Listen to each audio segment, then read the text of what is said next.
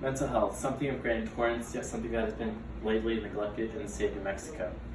So this may not directly affect you, however it can affect you by affecting the lives of those you love, your parents, brothers, sisters, your friends, teachers, coworkers, things of that sort. So for starters, I've extensively researched this topic, not only in this class, however in my job. I work as a youth advocate for the Community Anti-Drug and Gang Coalition here in Carlsbad. As that position, I've attended seminars and roundtables with local leaders trying to counter the lack of mental health services here in Carlsbad and in New Mexico. So I want you, as citizens of New Mexico, to realize that there's an issue with our mental health services here and stand for those who cannot stand for themselves. So there's an obvious lack of mental health services in New Mexico, which I believe is sort of outrageous, in my opinion. The state of New Mexico has to do a few things to fix that, and then I'm going to instruct you on what you can do to fix that as individuals. So now what is the mental health shakeup in New Mexico? So in the year 2013, Susana Martinez is our governor. She and her administration does an investigation statewide in New Mexico. And so what they do is they investigate a bunch of mental health service programs, and they accuse them of fraud. They accuse them of wrongly using taxpayers' money. And so they basically cut off all their Medicare funds, and so they cannot no longer do their jobs. However, once the state's confronted by these services, they say, well, what can we do? We don't have our funds to provide our services to our people. And so the state says, well, you're committing fraud, so you still have to commit your services. You're under contract. So it's really hard for them to do that because they don't have funds. If you don't have funds, you can't pay your employees. If you can't pay your employees, then you can't provide your services. So they were left in a standstill there. So once all the New Mexico companies can provide their services, the Susana Martinez administration brought in companies from Arizona to fill this lack, fill this hole.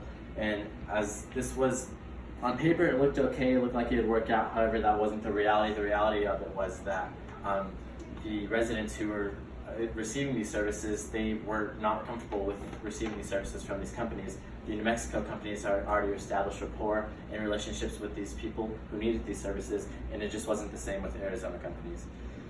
So a story I read from KRQE was in, I believe, 2016. There was a man near the UNM campus.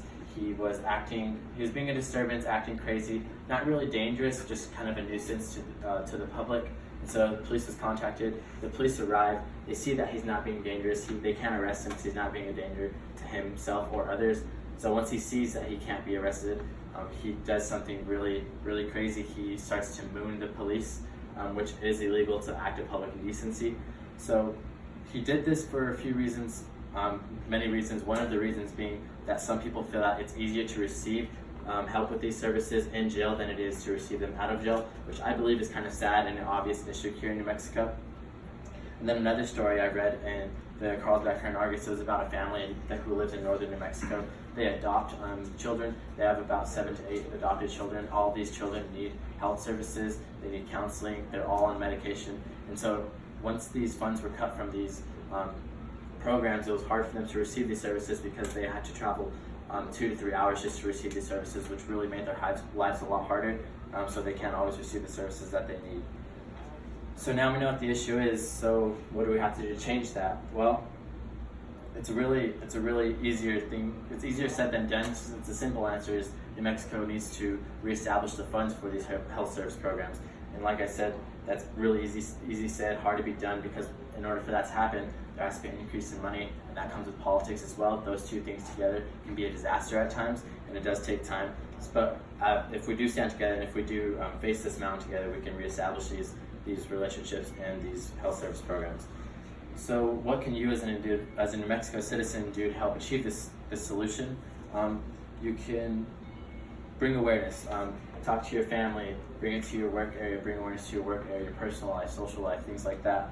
Contact your local senators, all the way from local, state, all the way to federal level. Bring awareness to them, let them know how you feel about this situation, and let them be your voice for you. So we've assessed the issue, we've made a plan. Now all we need to do is execute. So like I said, there's an obvious lack of mental health service programs in New Mexico, and the solution is for New Mexico legislature to increase funds for that. Easier said than done. And so what you can do for that is to call your local senators and representatives and make them aware that it needs to be changed.